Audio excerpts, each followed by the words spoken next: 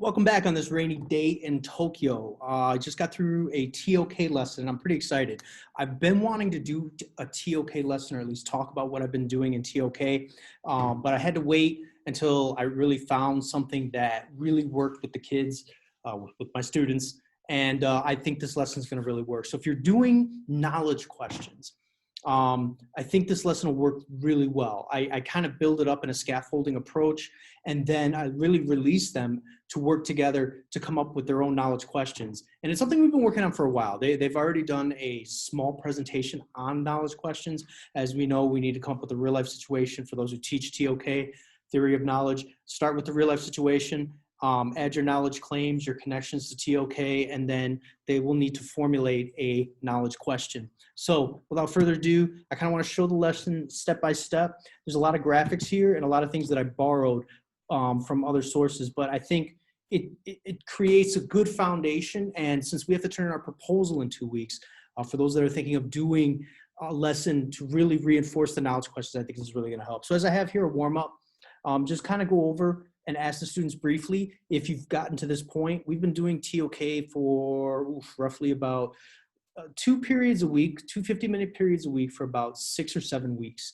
So yes, we are ready in the next 2 weeks to turn in our proposal for the presentation. Anyway, go over the basics, the AOKs, WOKs, KCs, as I have here. I'm not going to really talk too much about that. I'm going to try to make separate videos on those, on what worked, but I really like this lesson that I did today with the knowledge question. So in any case, a discussion. As I skip down to here, this is where we really reinforce the difference between a knowledge claim and a knowledge question. And what you really want to hit on is, one reinforces the nature of knowledge, and that's your knowledge question. And that's what they're going to come up with at the last point before they're going to be coming up with knowledge claims. And with the knowledge claims, you really want to reinforce what I found helped. Really touch base with the personal versus shared knowledge claims. That way they can really get a better idea. We started that when we started teaching knowledge questions, but what I found today was now they had to really apply it to real life situations, and I'll show you later on how I was able to give the knowledge question, and then they had to think of a real life situation. So I actually started from the end and worked my way back. But without further ado, if you see the screen, this is from a graphic, you can find it online, about knowledge claims. This is review.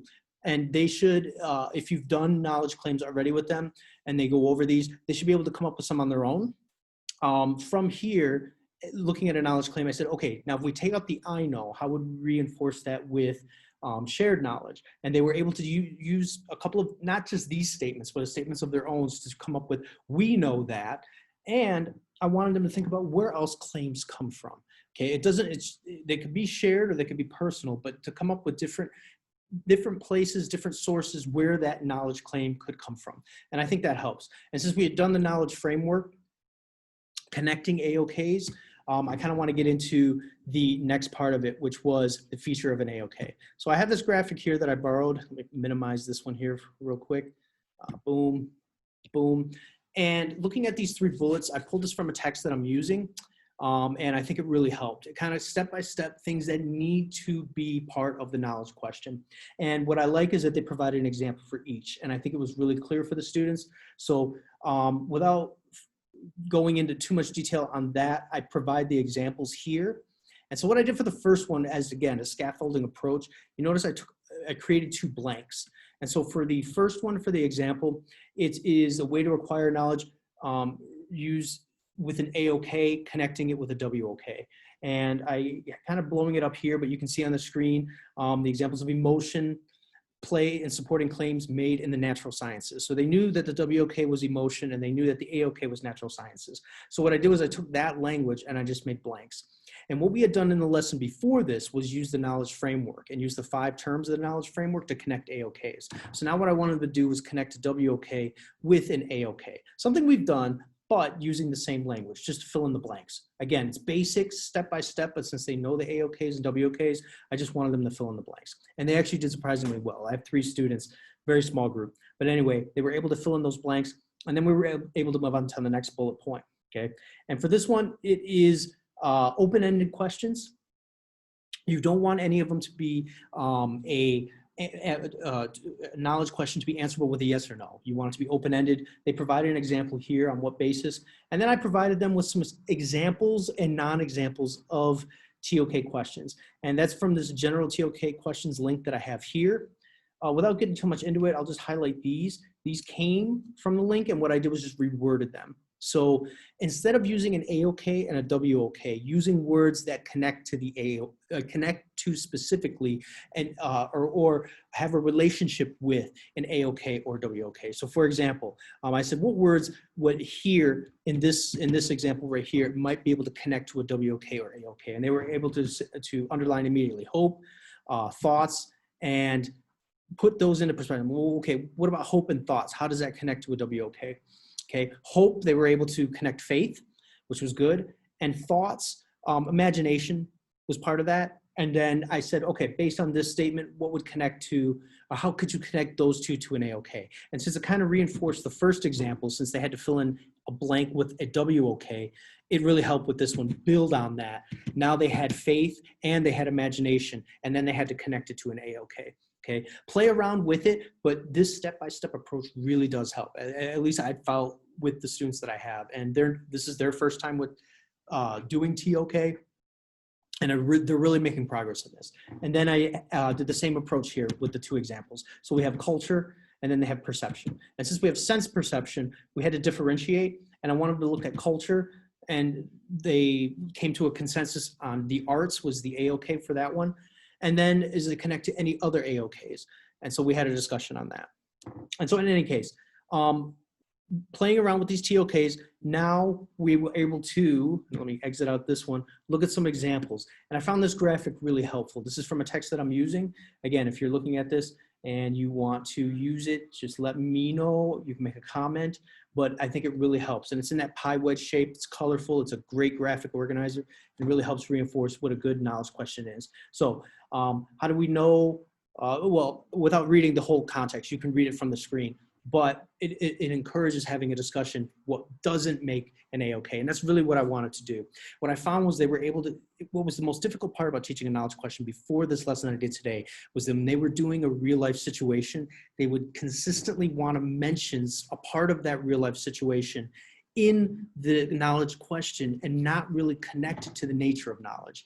So I was trying to figure out how am I going to be able to get them to not think about the real life situation? Well, think about it, but more so use the TOK knowledge. And I found this one to be really helpful. So for here, again, an open question, but the reason why is it's because, as I mentioned here, it's too general and lacks evidence. So you don't want a question that's too vague or too general to really hit on that. Will swine flu kill millions? Again, yes or no questions. You want to stay away from those. That's not going to help. And what do we mean by an epidemic? The word epidemic, that clicked right away. And I think this was the most helpful part of the graphic because when they did their presentations for me before this, and again, I only had them go to the knowledge question. I didn't have them answer it. They would consistently mention that RLS. So this and seeing it and how it does, they shouldn't mention that part really did help. And then finally, I have the exemplar example of a knowledge question and a discussion why. And this really hit home. The fact that they were able to see, the scientist part and the theory, those two terms, okay, they were able to connect it to, natural science or human science, and theory, belief, you had emotion, faith, all of those words started to come in. And then the whole TOK language really started to hit home with them. So it really did work. And so this graphic, I think if you're going to be doing knowledge questions, really helps connect the whole TOK language together so that they can come up with a good knowledge question. And why knowledge questions that I'm showing, or at least the one that you see on the screen, are exemplar knowledge questions. So moving from there, I got to hold this PowerPoint. I want to give credit to it. And one of the things that one of the exercises I had them do in class was break down the knowledge question. So doing this, what we wanted to do was start with just the real life situation. So as you see on the screen, it's a real life situation they can come up with. That is easy for them. But using a subject topic, not a knowledge question, and then using this ladder of abstraction approach, a poor KQ, an intermediate, and a good one. This really hit home, okay? Once I introduced that, they were kind of like, huh? And then we went to an example. So right off the bat, we were able to look at the topic, physics and God, this is your topic. A poor knowledge question, why is it poor? This is that discussion part. Okay, they were able to distinguish right away. Well, Christians, we don't want to mention that because that was that part of the graphic where we mentioned the specific topic, okay?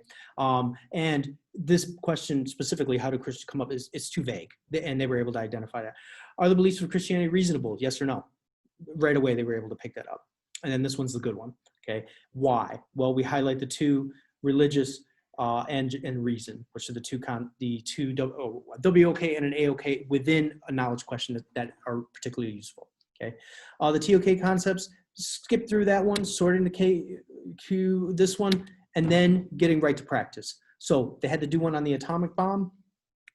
And I apologize, I skipped over this one here on optical illusions. So sorting knowledge questions, now I got them on the board and they had to decide which one was the subject topic, which one's the poor, which is the intermediate, which is the outstanding knowledge question. And ironically, they were able to identify the best first. I kind of wanted them to start with the real life situation, but it ended up not working that way. So what made it even better, and I was able to change this right in the middle of the lesson, was, okay, fine. We identified the good knowledge question. Why are these not? What part of that pie wedge graphic that we were looking at make it not a good knowledge question? Great discussion. They were able to identify using the certain semantics in terms of the optical illusion. No, we can't mention that. We can't answer the yes or no question. We can't mention if it's too vague or subject specific. Okay. Second practice, they had to do with atomic bombs. Okay. Again, same idea. They were able to identify the knowledge question first, then come up with the subject, and then the other poor and intermediate ones, but then explain why they weren't good knowledge questions. And finally, for the assessment exercise. Again, I thought this was really useful. There's 3 of them. Now they have to come up with a real life situation and they have to break it down. Now I said, I recommended to them to start with the subject, then the poor, intermediate, and good knowledge question, although they started with the good and then finished out with just the subject topic, okay? They got to work right on it, and within about 5 minutes, they were able to complete this exercise. And as we know with teachers, the enemy of all teaching is free time, and we don't want free time. So what I have them doing now, we have to submit our proposal, the TOK PPD document or PPD in 2 weeks. So I am having them look at TOK presentations that are submitted by students. Simple. You can just go on YouTube, you can just search TOK presentation, and believe it or not, there are not only good ones, you'll see titles such as 10 out of 10, but you are also going to find just a TOK presentation. And I found some that weren't good quality, and I recommend highly you show them the not good quality ones. Why? Simple. They see what not to do. Okay, so I have here the TOK presentation rubric that you see on the screen, a TOK presentation that I found on YouTube, and for the next couple class periods, their homework, we don't use homework, we say the word review here, is they're gonna have to answer these questions. Number one, I want them to get in the habit of grading, but I also want them to get in the habit of looking at what other students did to earn the grade that they did. So looking at the RLS, finding the connections to the TOK language, finding another RLS. They haven't done it yet, and we're going to be doing this over the next 4 class periods since they're looking at presentations, but how do you answer your knowledge question? And then how do you come up with another RLS and then formulate another knowledge question? That's going to be part of answering the TOK question. The fact that you need to remain under the 10 minutes. The conclusion part, we haven't done. But what I found in the video that I selected is the way they did the conclusion. I want them to explain to me before I go into how to come up with the conclusion for the knowledge questions that they need to answer and the claims that they're going to need to be making.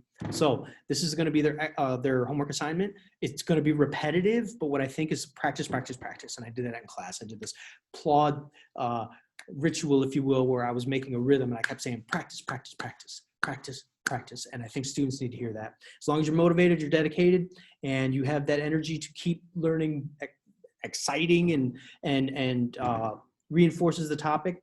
And this is a difficult topic. As those who do IB, the TOK part is one of the most difficult. So it's really good when they start to understand and grasp and see what others are doing and then pick up on that and build on that. And they're doing that. And I feel really good about that. So in any case here, the final thing they're gonna have to do is give them a grade.